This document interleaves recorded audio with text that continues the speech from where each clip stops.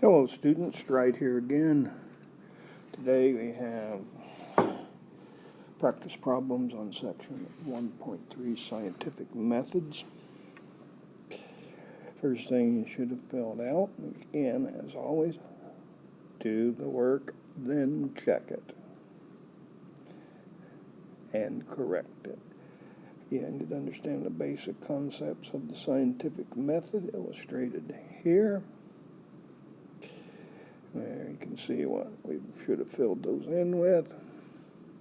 We start with some observations.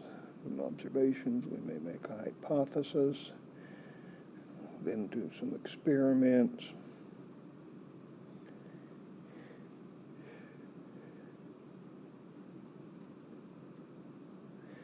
As we're doing experiments, we reach conclusions, and we might run around that cycle a little while. Experiment, conclusions, revised hypothesis illustrated here, kind of go around in a circle.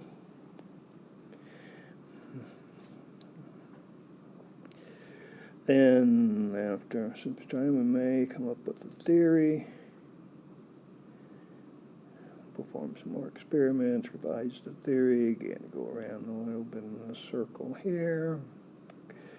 And then we get all done, we might generate a theory or a scientific law, depending on what we are trying to describe.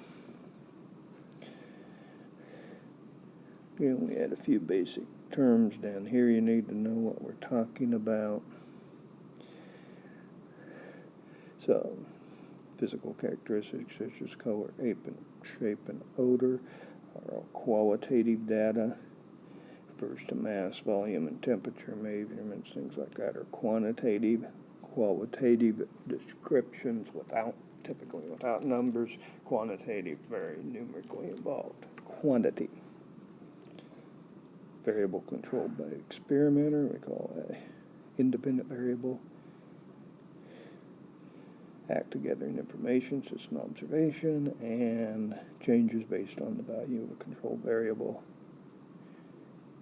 is our dependent variable.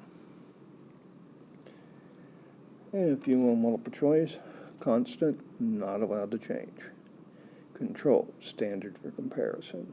Hypothesis, tentative explanation or observation. Proposed answer to a question, another way we could describe it. Theory, explanation supported by many experiments. Theories attempt to explain why something is happening. Scientific law is more just explain what is happening. Model, visual, verbal, or mathematical explanation of how things occur. So, some very key terminology in here. Make sure you know what a constant is, what a control is, what a hypothesis is, what a theory is, and what a model is. And then some essential multiple choice, only two things to pick from. Used a scientific method. They used a scientific method. Note it says a scientific method, not the scientific method. There's many ways to run through this. Their hypothesis was that CFCs break down in the stratosphere due to interactions with ultraviolet light. They thought that interactions produced a chemical that would break down ozone. To test their hypothesis, they examined interactions that occur in the atmosphere, and based on their data, they developed a model to explain how CFCs destroy ozone, and they concluded that chlorine formed by the breakdown of CFCs in the stratosphere is reacts with ozone and destroys it.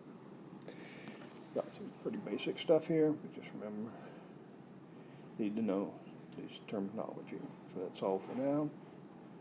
Till next time, Strike.